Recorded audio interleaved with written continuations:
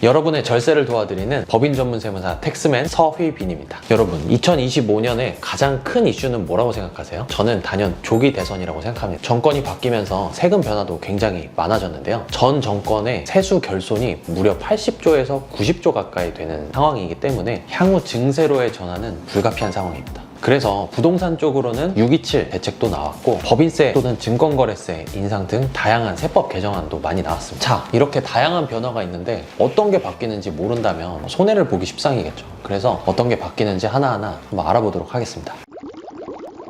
첫 번째는 제가 말씀드린 세수 증가에 대한 부분인데, 그 중에서도 첫 번째는 세무조사 강화 트렌드입니다. 여러분도 혹시 주변에 그러신 분 없으세요? 요새 세무조사 받는 분들이 정말 많아졌습니다. 요새는 AI 기반 정밀 분석과 고소득자나 현금 업종 중심의 세무조사가 많이 이루어지고 있습니다. 요새 여러분들이 가족끼리 50만 원만 이체를 해도 세무조사가 나올 수 있다는 말씀을 들어보셨을 텐데요. 꼭 그게 사실은 아니고요. AI 기반으로 해서 그만큼 조사가 세밀화됐다는 겁니다. 여기서 주목할 점은 내가 벌어들인 소득과 소비에 어떤 불균형이 있을 때 위험 대상이 될 수 있는데요. 지속적으로 어떤 소득에 대해서 신고하지 않고 있다면 세무조사 대상에 노출될 가능성이 높습니다. 또한 예전에는 법인 또는 정말 고소득자 위주의 조사가 대부분이었다면 요새는 소규모의 개인 사업자, 프리랜서까지 조사 대상이 확대되고 있으니까 나는 작으니까 안전하다라는 말은 틀린 말이 됐습니다. 심지어 부업 하시는 분들 중에서 부업을 통해 소득이 많이 일어나고 있다면 이분들도 신고를 안 하시다가는 세무조사를 맞을 수도 있습니다. 세수 증가에서 두 번째는 부자 감세의 원복입니다. 전 정권에서 법인세율을 인하하고 증권거래세도 인하하고 그리고 또 대주주의 범위도 축소를 시켜놨는데 이걸 다시 기존 규정으로 다 복귀시키고 있는데요. 법인세 같은 경우에는 10%, 20%, 22%, 25%였다가 현재는 9%, 19%, 21%, 24%입니다. 이걸 다시 1%씩 다 올리는 법인세율 인상안이 지금 나왔고, 증권거래세 같은 경우에는 예전에 금투세 도입 예정 당시만 해도 금투세로 증권거래세를 대체하기 위해서 증권거래세를 단계적으로 낮춰왔었는데 금투세가 아예 폐지가 되다 보니까 다시 증권거래세를 올리고 있습니다. 그리고 이 대주주 기준에 대해서도 상당히 말이 많은데요. 원래는 내가 한 종목당 연말 기준으로 해서 50억이 넘는다면 대주주가 되어서 양도 차익에 대해서 양도세를 내셔야 되는데요. 이 기준을 50억이 아니라 10억으로 낮췄습니다. 근데 이 10억이라는 숫자는 원래 있던 숫자입니다. 윤석열 정부에서 50억으로 올려놨던 것을 다시 10억으로 복귀시켰다고 보시면 됩니다. 대주주 기준도 정말 말이 많은데요. 대주주가 우리나라에 몇 명이나 될까 한번 찾아봤더니 한 15,000명 정도 되더라고요. 근데 그 15,000명 때문에 코스피가 내려갔다는 아니겠지만 어느 정도 심리적인 작용이 있었을 거라고 보여지고, 또한 이 시기가 또 미국 관세랑 엮이면서 코스피에 악영향이 있었다고 보여집니다. 이것 때문에 우리 개미 투자자분들도 말이 많았는데 앞으로 향후 코스피가 더 올라가기를 기원합니다. 이렇게 증세하는 거에 대치되는 것이 바로 배당소득 분리과세인데요. 이 배당소득 분리과세도 참 문의가 많았습니다. 아쉽게도 비상장 주식의 배당소득은 불가능하고요. 상장 주식 중에 고배당 기업인 경우에만 분리과세가 된다는 겁니다. 배당소득 분리과세의 어떠한 취지는 상장 기업의 대주주들이 좀 배당을 꺼려합니다. 왜냐하면 그들은 이미 49.5%의 최고 세율에 있기 때문에 배당을 받으면 절반 넘게 세금을 떼이는 상황이거든요. 근데 이걸 35%로 낮춰준다 라고 하면 어느 정도 배당을 더 할 여지가 생기겠구나 하는 측면에서 이 법을 도입한 건데요. 이 또한 35%로는 부족하다, 25%로 더 낮춰야 된다라는 목소리가 나오고 있는 상황입니다. 증세 추세에 있지만 다 올라가는 것도 아니고 다 내려가는 것도 아닙니다. 어떤 게 올라가고 어떤 게 내려가고 있는지 추세를 파악하시는 게 중요하다 생각합니다.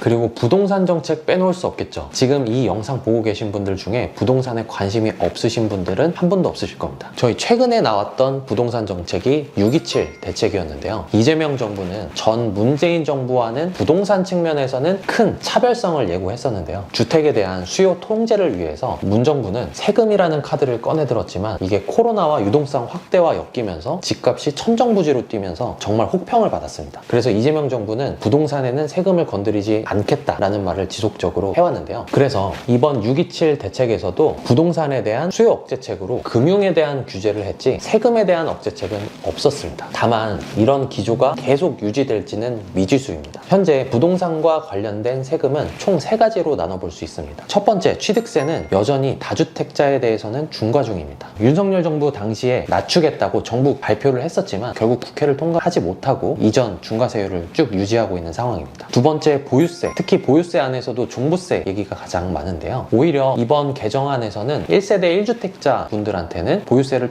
부담을 조금 낮춰주는 방향으로 개정안이 발표가 됐고요. 그리고 보유세에서 정말 힘들게 했던 부분이 세율도 있었지만 공시가격을 현실화시키는 부분도 있었거든요. 근데 이 공시가격을 현실화시키는 목표치도 조금 하향 조정됐습니다. 지금 현재 보유세는 더 올리지는 않고 약간 낮추는 방향으로 가고 있다라고 말씀드릴 수 있을 것 같습니다. 세 번째, 양도소득세에서 다주택 중과, 이게 가장 무시무시하죠. 현재는 내년 5월까지는 다주택자이더라도 중과는 되지 않는 것으로 유예하고 있는데요. 이게 또 후년으로 연장될지는 향후에 집값이 어떻게 변동되냐에 따라서 바뀔 것 같습니다. 또 불안한 게 이재명 정부에서 절대 세금 정책은 건드리지 않겠다라고 해놓고 조금씩 말이 바뀌는 기사들도 나오고 있어서 이 추이는 주의 깊게 살펴보셔야 될 것 같습니다. 부동산 세금도 얘기를 해봤는데요. 제 개인적인 생각으로는 향후에는 보유세는 조금 올라가고 양도소득세는 조금 줄이는 방법, 적어도 중과는 하지 않는 방법으로 개편이 되지 않을까, 개인적으로 그렇게 생각하고 있습니다. 그리고 특별 케이스로 이런 것도 있는데요. 바로 조각 투자 상품입니다. 미술품이나 음원에 대해서 내가 다 투자를 할 수 없으니 이 조각에 대해서 투자를 해놓고 배당을 받는 형식이 있었단 말이에요. 이런 미술품 조각 투자에 대해서 지금까지는 6천만 원 이하에 대해서는 과세를 하지 않았습니다. 2025년 7월 1일부터 받으시는 이익에 대해서는 배당 소득으로 분류 과세가 돼서 6천만 원 이하도 과세가 되니까 이 부분 유의하시는 게 좋겠습니다.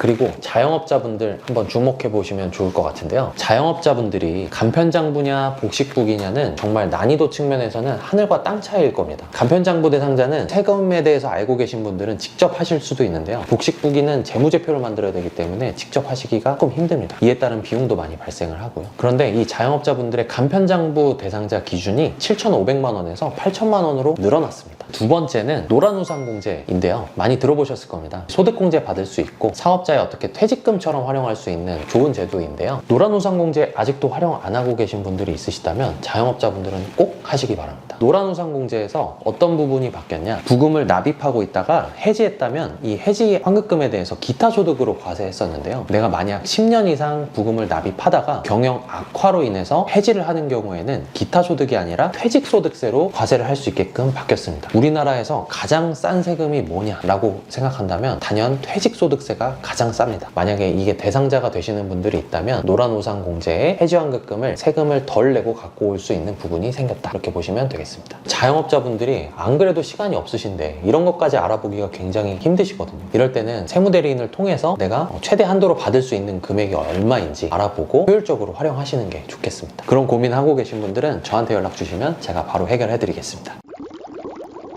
그 다음은 근로자분들이 주목해 주시면 좋겠는데요. 바로 저출생과 관련된 부분입니다. 근로자에게 정말 연말정산에서 핵심 키워드는 아무래도 신용카드 소득공제인데요. 이 신용카드 소득공제에도 한도가 있습니다. 대부분 300만 원 또는 250만 원이 한도인데요. 만약에 다자녀인 경우에는 신용카드 소득공제 한도를 최대 400만 원까지 올려주는 개정안이 발표가 됐습니다. 이게 자녀 수에 따라서 한도도 올라가지만 공제율도 같이 올라가기 때문에 다자녀이신 분들은 이 부분을 꼭 체크하고 넘어가시길 바랍니다. 그리고 초등학교 1, 2학년 같은 경우에 예체능 교육비도 교육비 세액공제가 가능했는데요. 많은 분들이 교육비 세액공제 다 되는 거 아니야? 라고 생각하실 수 있지만 초등학교를 입학하게 되면 공교육에 대한 부분만 교육비 세액공제가 가능한데 초등학교 1, 2학년에 대해서는 예체능에 대한 학원비도 교육비 세액공제가 가능하게끔 범위를 확대했다고 보시면 되겠습니다. 세 번째는 보육수당 비과세 한도가 늘어났습니다. 월 20만 원에서 자녀 1인당 20만 원으로 늘어났습니다.